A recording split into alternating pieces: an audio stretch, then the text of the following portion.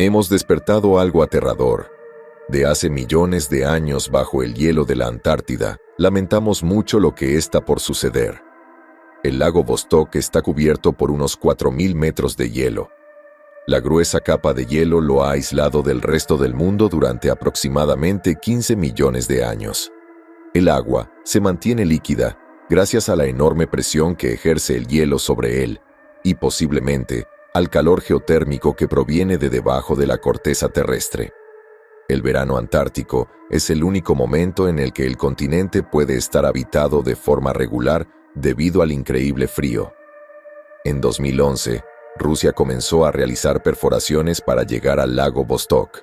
Se cree que el agua puede ofrecer una visión única de la vida que ha evolucionado separada del resto del mundo durante 15 millones de años. En 2012, cuando era estudiante de doctorado, tuve la suerte de poder trabajar con un científico ruso para examinar los núcleos de hielo creados por la perforación del lago. Una vez que la perforadora estaba justo por encima de la superficie del lago, se extraía lentamente, haciendo que el agua subiera por el pozo. Esta agua ya no estaba bajo la enorme presión que mantenía al resto del agua líquida y se congelaba en el pozo, creando un tapón. Este tapón, a su vez, podía perforarse y estudiarse. Fui uno de los pasantes que hizo el viaje a la Antártida en el verano de 2012. Terminamos nuestro trabajo a principios de febrero y nos fuimos al día siguiente. Una vez que llevamos los núcleos al laboratorio, pudimos analizarlos de forma segura. Los hemos mantenido congelados para analizar las partículas y los gases disueltos tal como están en el lago. Hay algunas teorías que sostienen que los numerosos lagos subglaciales que hay bajo la Antártida están conectados a través de pasadizos. Esto significaría que estamos estudiando no solo uno, sino todos los lagos que hay bajo el hielo.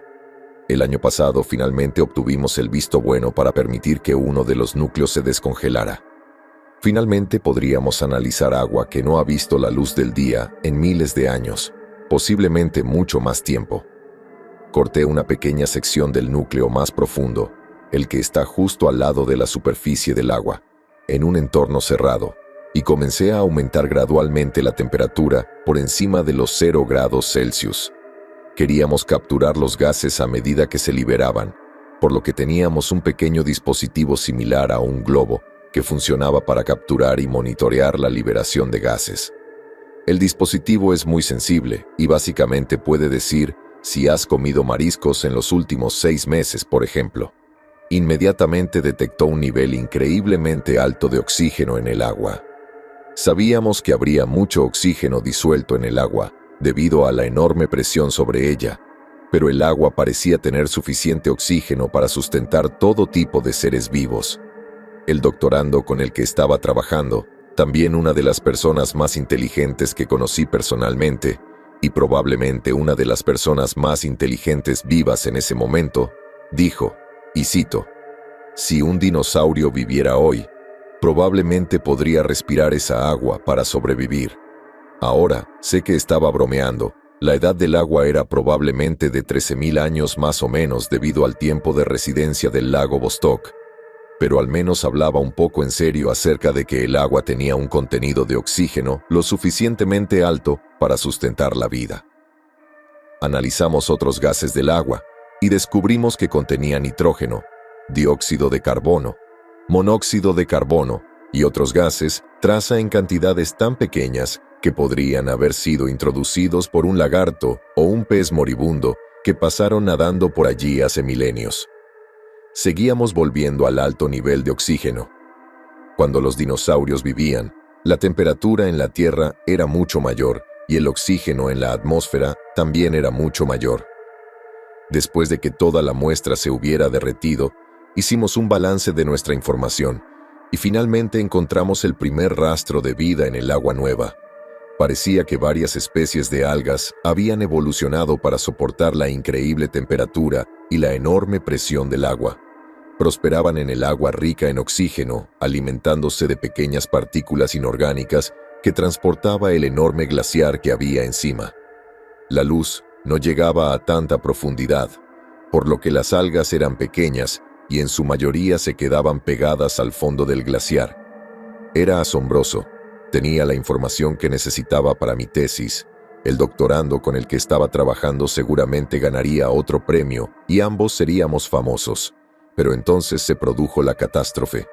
El hombre con el que estaba trabajando, a quien en ese momento puedo llamar amigo, sufrió un derrame cerebral masivo la noche siguiente. Estuvo conectado a un respirador artificial durante varios días y solo recuperó la conciencia brevemente unas pocas veces. Se despidió de sus seres queridos, aquellos que aún vivían, y me dijo que continuara mi investigación con su bendición. Estuvo con vida durante aproximadamente una semana antes de finalmente fallecer debido a otro derrame cerebral. Estaba devastada. Conocía al hombre profesionalmente, pero en los últimos años habíamos pasado suficiente tiempo juntos como para considerarlo un segundo padre en mi vida. Finalmente, después de 2 semanas de descanso, decidí volver al laboratorio, solo que todo no era lo mismo. No quiero decir que no fuera lo mismo hacer mi investigación sin mi mentor. Lo entendí. Mi cerebro podía comprenderlo. No me gustó, pero sé que nadie vive para siempre. El laboratorio había cambiado. Algo parecía diferente tan pronto como entré por la puerta. La muestra parecía estar en un lugar diferente. Estaba seguro de que la había dejado en su globo, contenedor, pero sin embargo ahora estaba directamente sobre nuestra mesa de laboratorio. Todavía estaba en un lugar hermético, pero no estaba dispuesto a dejarla allí sobre la mesa, así que la moví nuevamente dentro del globo. El resto del núcleo todavía estaba congelado en el almacenamiento, o eso pensé. Habíamos separado cada núcleo para evitar la contaminación cruzada. Era muy poco probable, pero básicamente nos decidimos por la mentalidad de ¿por qué arriesgarnos? Zrenia valió la pena. El núcleo más profundo se había descongelado por completo. Había un cortocircuito en el circuito de la unidad de refrigeración de ese núcleo específico. Casi se incendió. Teníamos un núcleo que estaba cerca, y decidimos descongelar una sección de ese núcleo a continuación. Mientras lo hacíamos, lo filmamos con una cámara de alta velocidad para su uso futuro. Queríamos ver en muchos fotogramas la estructura del agua antigua a medida que se descomponía y se volvía líquida de nuevo. Fue un experimento interesante hasta que la cámara pareció funcionar mal. Los niveles de compuestos orgánicos disueltos en el agua eran inusualmente altos.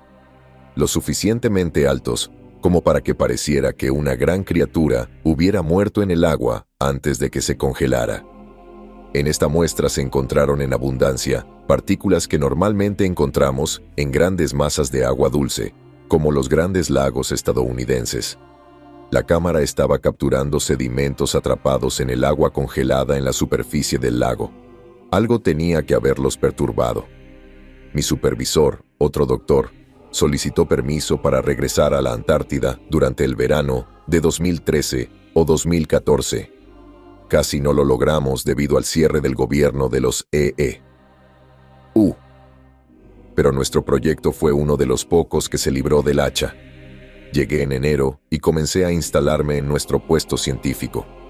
Habíamos estado trabajando en colaboración con la estación Vostok, pero debido al cierre y a varias políticas de coordinación deficientes, nuestro lugar en Vostok ya estaba reservado, por así decirlo. Nuestra solución fue utilizar una instalación más antigua que ya había sido abandonada. Básicamente, todo lo que había dentro estaba congelado cuando llegó nuestro equipo, pero pudimos descongelar lo que necesitábamos y reemplazar el resto. Y en la primera semana teníamos una estación en pleno funcionamiento. El pozo que estábamos utilizando estaba situado directamente debajo de la estación, lo que facilitaba el acceso durante los meses más fríos del año y estaba diseñado para funcionar durante todo el año. El pozo se había perforado antes de mi llegada y estaba simplemente esperando a que le sacaran el núcleo cuando aterricé. El proceso de extracción del núcleo es increíblemente complejo. El taladro saca los núcleos de debajo del hielo y una cuchilla afilada los corta a una longitud específica para que quepan dentro de nuestro edificio. Una vez que llegamos al núcleo inferior, el taladro se utiliza a sí mismo para tapar el pozo y el agua del interior se congela de nuevo, creando más muestras del lago. Tenía 2 asistentes y mi supervisor, pero debido a mi experiencia en la materia, y al hecho de que había trabajado tanto en el proyecto inicial, me tocaría a mí encargarme de la mayor parte del trabajo del proyecto. Esto fue genial para mí, lo disfruté y realmente sentí que iba a tener una tesis increíble y un punto de partida fantástico para mi carrera de posgrado.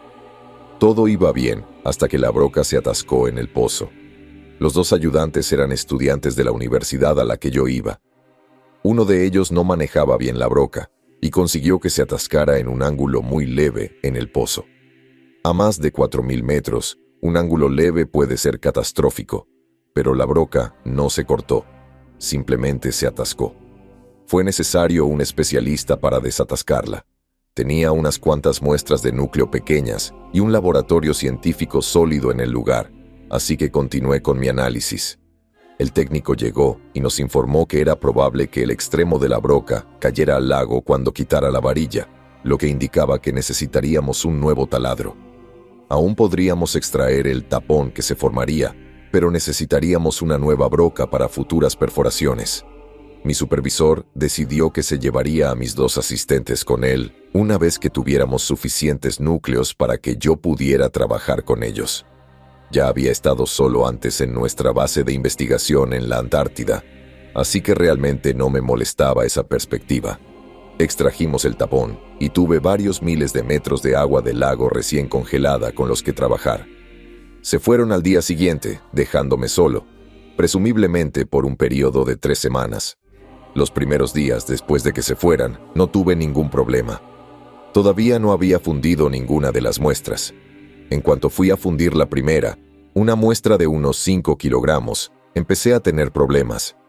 Mientras se estaba derritiendo, tenía nuestra cámara sobre ella para la posteridad.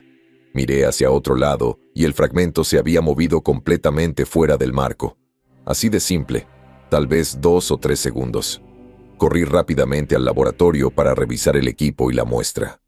La temperatura ambiente en la habitación estaba solo ligeramente por encima del punto de congelación, pero ya había un pequeño charco de agua alrededor del núcleo en la bandeja. La volví a colocar y volví a mi sala de observación, donde podría observar con un calor relativo que el laboratorio no ofrecía. De vuelta en la sala de observación, me di cuenta de que la puerta que conducía a los dormitorios y a la cocina estaba entreabierta. Eso era un gran error.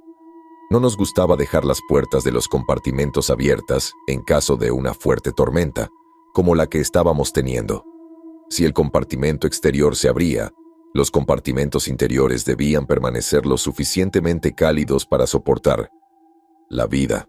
Bueno, a nosotros. Claro, teníamos trajes de supervivencia de emergencia y planes de respaldo con copias de seguridad, pero estaba seguro de que había cerrado esa puerta. No parecía que ocurriera nada más ese día, y me fui a la cama sin incidentes. Cuando me desperté, podía oír la tormenta golpeando con fuerza en el exterior del edificio. Era intensa.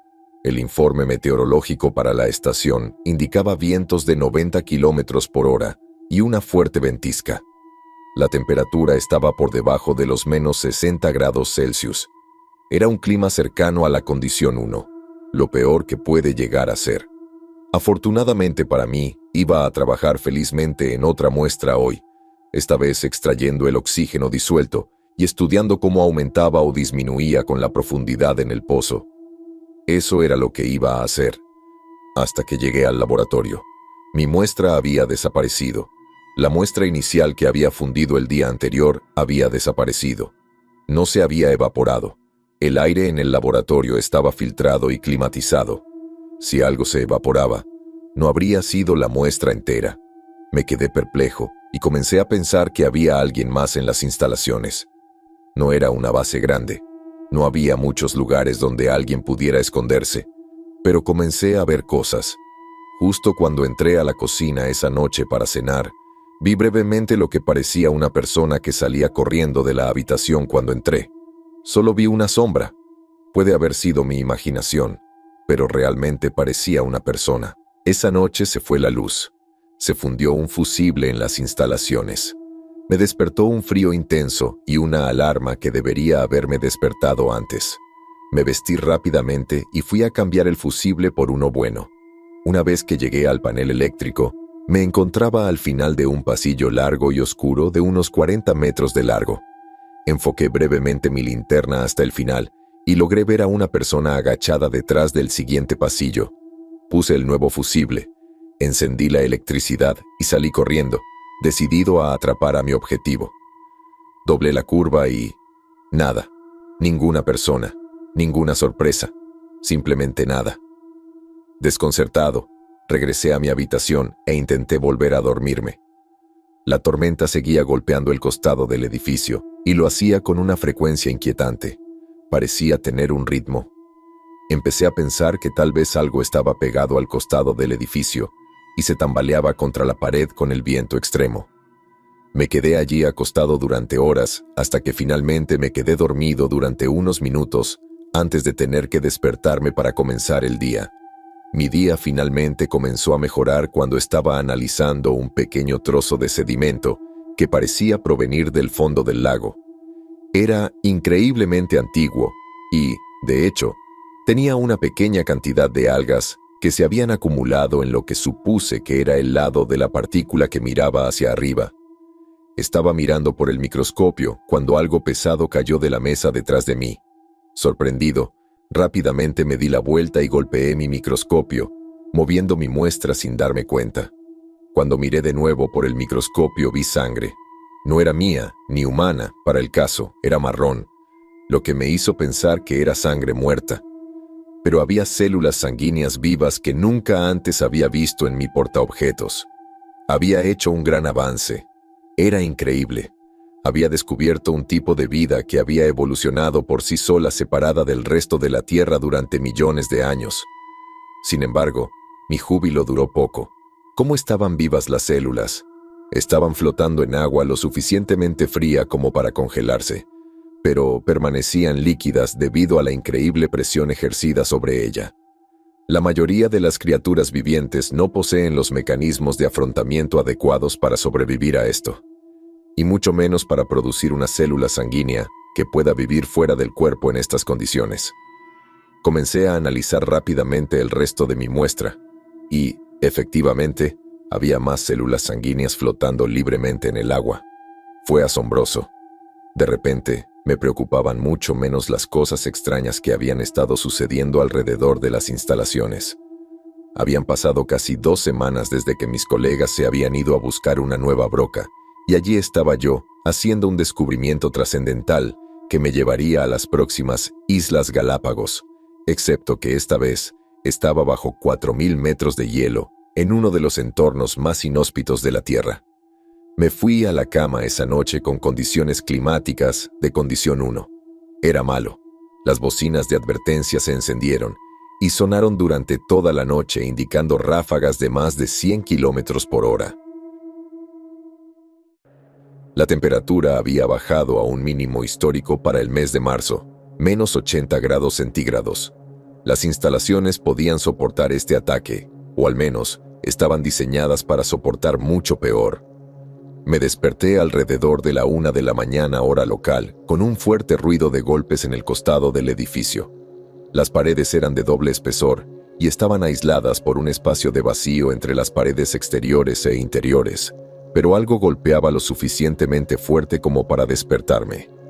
Sabía que no podía salir en la condición 1, así que traté en vano de volver a dormir hasta que volví a notar un patrón extraño en los golpes. Lo describiré lo mejor que pueda. Después de que se repitiera unas cuantas veces, pensé que podría ser código Morse y tuve la horrible idea de que podría haber alguien atrapado fuera de nuestra estación. Lo que decía, pero en ese momento aún no lo sabía, era lo siguiente: no lo dejes salir. Tal vez mis colegas habían regresado y yo estaba básicamente ignorando sus súplicas de ayuda. Corrí a la estación de monitoreo donde teníamos una cámara de CCTV conectada al exterior que podíamos usar para monitorear la puerta de entrada principal. Rápidamente la encendí y descubrí, para mi consternación, que estaba completamente helada. Solo podía ver una pequeña esquina de la puerta y hielo. Estaba a punto de rendirme cuando vi brevemente una sombra en la puerta. Alguien estaba allí. Corrí a vestirme por completo. Iba a tener que romper las reglas y abrir la puerta y la esclusa de aire para el clima de condición 1. Nadie puede salir afuera con este clima, pero si alguien ya estaba allí, algo malo había sucedido. Tal vez hubo un accidente en el viaje de regreso y no pudieron alertarme. Corrí de vuelta a la puerta lo mejor que me permitía mi gruesa ropa y encendí la luz de la esclusa de aire y del exterior.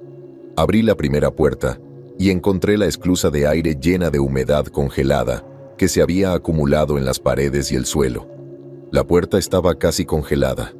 Me até una cuerda de seguridad a la cintura y luego a la barandilla de la pared y abrí la puerta a la fuerza. Si no me hubiera atado, probablemente no estaría aquí hoy. Una ráfaga de viento enorme me arrancó la puerta de las manos y caí directamente al abismo. Después de luchar por mantenerme en pie durante unos segundos, vi que no había nadie. La entrada estaba un poco resguardada de los elementos, pero la mayor parte del tiempo estaba en medio de la tormenta.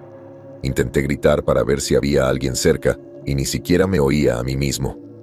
Miré hacia donde estaba mi dormitorio, ahora completamente iluminado por las luces exteriores, y vi 2 abolladuras considerables en la pared. No podía ver más allá de eso. De todos modos, solo eran unos pocos metros, y decidí que lo había perdido.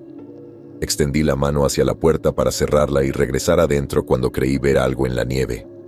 Los ojos pueden jugarte una mala pasada cuando miras fijamente una nieve tan espesa que la visibilidad se limita a unos pocos metros, con vientos tan fuertes que apenas puedes mantenerte en pie, mientras te agarras a una cuerda de seguridad. Pero pude ver una figura de pie en la nieve. Eso no debería ser posible. Nadie debería poder mantenerse en pie en esta situación sin apoyo, y sin embargo pude ver a través de la locura y distinguir claramente la silueta de una persona cuando me di la vuelta para volver al interior. Me detuve rápidamente e intenté gritarles, pero mientras lo hacía me moví de repente y tuve que reajustar mi mirada. Se habían ido. ¿Lo había imaginado de nuevo? Tenía que entrar. Agarré la pesada puerta y traté de cerrarla, pero mis pies no se sostenían en el terreno resbaladizo. Terminé teniendo que atar la cuerda de seguridad alrededor de una de las barandillas de las puertas y usar las barandillas de la pared como palanca para cerrarla desde el interior de la esclusa de aire. Tan pronto como me envolví, una extraña sensación de silencio. La tormenta seguía rugiendo afuera, pero de repente mis oídos sobrecargados zumbaron en el relativo silencio de la esclusa de aire. Regresé a mis aposentos y noté que los golpes habían vuelto a aumentar. Algo tenía que haberse soltado de la instalación. Tenía que estar pegado a las paredes. Esa era la única explicación racional. Me obligué a dormir. No fue fácil. Finalmente lo logré. Cuando me desperté, recibí una llamada diciendo que mis colegas habían tenido que esperar otra vez debido al clima horrible. Tendrían que evacuarme de emergencia pronto si las cosas no mejoraban. La broca estaba lista para ser entregada, pero no podían acceder a la estación. El objetivo era lograr que la estación estuviera nuevamente en condiciones de perforar antes de que comenzara el invierno. Mientras tanto, continué con mi investigación e hice uno de los descubrimientos más asombrosos del milenio. Había tejido en una de nuestras muestras congeladas. ¡Tejido! Nuestro taladro había golpeado a una criatura viviente en el agua bajo el hielo. No tenía idea de si la criatura sobrevivió o no, pero nuestro taladro había logrado golpearla y cortar una pequeña muestra de tejido. Inmediatamente fui a registrar mis hallazgos e informar a nuestra base de operaciones, pero mientras lo hacía, noté que nuestras comunicaciones no funcionaban. Intenté conectarme a Internet y me encontré con la rueda giratoria del retraso. Nada. Ahora estaba aislado del mundo exterior. En cuanto esto ocurrió, oí una alarma que no había oído antes. Las alarmas de mal tiempo eran agudas y breves. Esta era más fuerte y más larga. Corrí hacia el panel de instrumentos para averiguar qué era. El agua estaba subiendo por el pozo hacia la estación. Eso no debería haber sido posible. El hielo debería haberse congelado hasta arriba hacía mucho tiempo y creado un tapón. Como en un pozo artesiano, el agua bajo presión tendría una cierta altura y subiría hasta muy arriba por el tubo antes de finalmente igualarse y permanecer estacionaria. Habíamos calculado que esa distancia era inferior a 3.900 metros desde la superficie del lago. Deberíamos haber tenido 100 metros de seguridad, pero cuando corrí hacia la sala del pozo, me encontré con varios centímetros de agua chapoteando. Tenía botas impermeables y me las puse rápidamente. El pozo estaba abierto. El tapón de hielo había desaparecido. Miré hacia abajo con una luz y, hasta donde podía ver, el hielo había desaparecido. Necesitábamos sellar el pozo a toda prisa. El agujero tenía solo unos 15 centímetros de diámetro, pero parecía que salía agua de las profundidades. Aparentemente, nuestros cálculos estaban equivocados. Empecé a manejar los controles del taladro. La broca en sí había desaparecido, pero como no había nada que la impidiera, podía insertar el resto en el pozo y usarla como tapón. El único problema era la temperatura ambiente de la habitación. De repente, noté que hacía calor, inusualmente cálido. Tuve que inundar la habitación con el aire exterior, y entonces, el agua se congelaría en cuestión de segundos. Había respiraderos en el techo que se podían abrir manualmente para dejar entrar el aire áspero, solo para una ocasión como esta, solo que no esperábamos tener que hacerlo en condiciones climáticas de condición 1. Subí rápidamente y manivela la palanca para abrir las paredes internas y externas.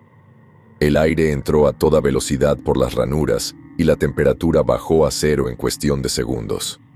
Con el taladro en su lugar, el agua comenzó a solidificarse agradablemente. Luego pude retirarlo y dejar que el agujero se congelara como antes, solo que no tenía idea de qué había causado el deshielo. Regresé a mi muestra y descubrí que había desaparecido. Esa fue la gota que colmó el vaso. Mi equipo estaba torcido, las láminas se habían movido y mi descubrimiento revolucionario había desaparecido. Me dispuse a cortar una nueva muestra y mientras lo hacía, abrí la puerta de nuestra sala de congelación, que en realidad normalmente estaba un poco más cálida que la temperatura exterior en ese momento, y descubrí que todo se había descongelado. Nuestro núcleo de hielo de 4.000 metros estaba chapoteando en el suelo de la instalación y se estaba congelando lentamente de nuevo. Mis muestras estaban arruinadas. Estaba a punto de salir furioso de la sala cuando vi algo tirado en un estante cerca del fondo de la sala. Si el hielo se había descongelado, no debería haber nada allí. Fui a investigar, y parecía un cadáver momificado. Era negro, azul y marchito. Se había encogido en una posición contorsionada y parecía que tenía demasiadas extremidades. De repente, comenzó a arrastrarse hacia mí, usando más de 2 brazos y tal vez una pierna adicional. Caí hacia atrás y me agarré a un estante antes de aterrizar en el agua. Al principio, estaba caminando con dificultad sobre varios centímetros de agua y ahora estaba corriendo. Se movió en el estante hasta la altura de la cintura y trepó por el borde exterior para llegar al siguiente nivel. Llegué a la puerta momentos antes que él y la cerré de golpe, cerrando con llave la sala de muestras. Abrí las rejillas de ventilación del techo para intentar congelar la habitación y lo que fuera que hubiera dentro. Y luego me di cuenta de que esto probablemente no lo molestaría mucho si hubiera estado viviendo donde yo pensaba que había estado. Corrí a los aposentos de la tripulación y me encerré. Tenía acceso a la cocina, a las habitaciones y a los dormitorios, sin tener que acercarme al laboratorio. Me iban a evacuar de emergencia pronto, podía esperar, excepto que no podían contactarme por comunicaciones en este momento. Intenté acceder a nuestras comunicaciones y descubrí que Internet estaba de vuelta, pero que nuestras comunicaciones por radio estaban caídas. Tenía varios mensajes preguntándome si estaba bien. Aparentemente estaban recibiendo balizas de emergencia desde dentro de nuestro laboratorio. La alarma de agua también les había llamado la atención. Les conté lo que había sucedido y no me creyeron. Me dijeron que estaba loco. Tal vez lo estaba. Estaba solo en la Antártida y había estado allí durante casi un mes.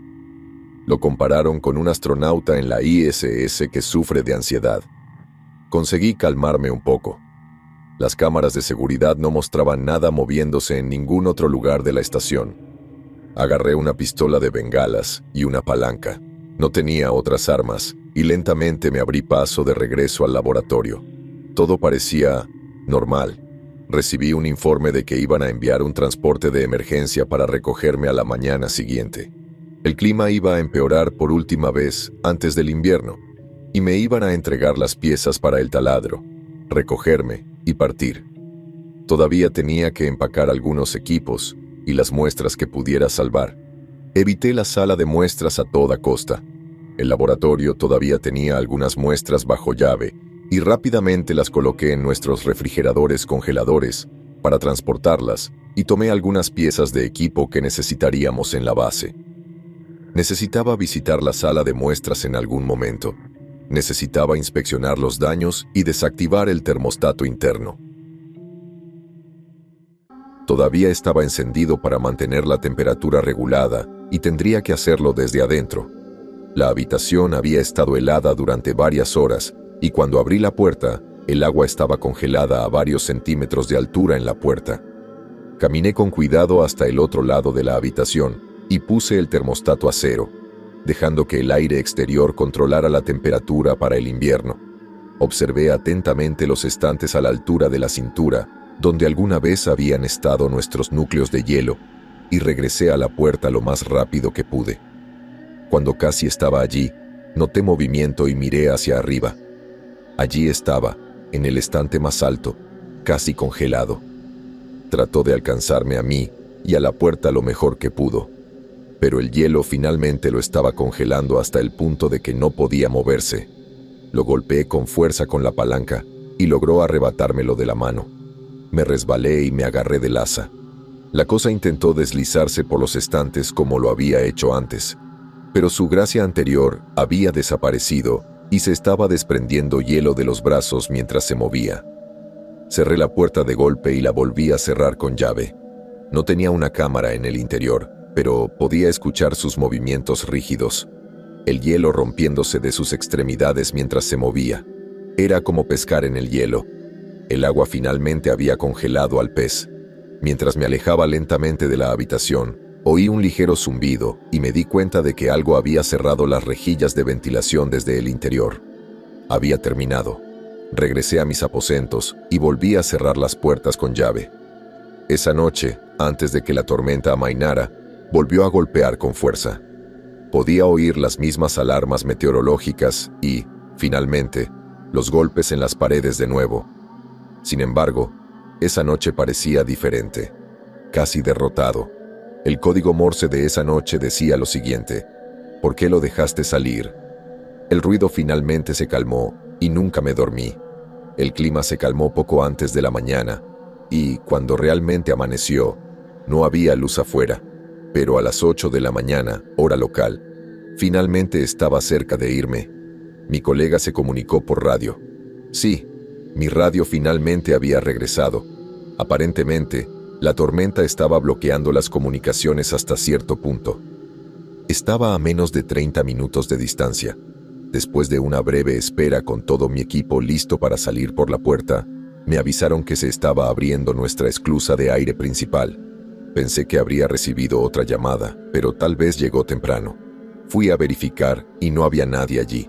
Ninguna moto de nieve, ningún vehículo, ninguna persona. Desconcertado, me quedé parado un momento hasta que vi huellas que se alejaban de las instalaciones y se adentraban en la nieve. Parecían ser demasiadas, y eran huellas descalzas. El andar parecía estar desviado. Estaba cayendo una nieve fresca y estaba a punto de tomarles una foto cuando me di cuenta nuevamente. Nadie me creería. Volví a entrar y recibí una transmisión en ráfaga de la estación rusa Vostok. Estaba llena de estática y mayormente incoherente. Debieron saber que no hablaba ruso porque la voz hablaba un inglés con un fuerte acento.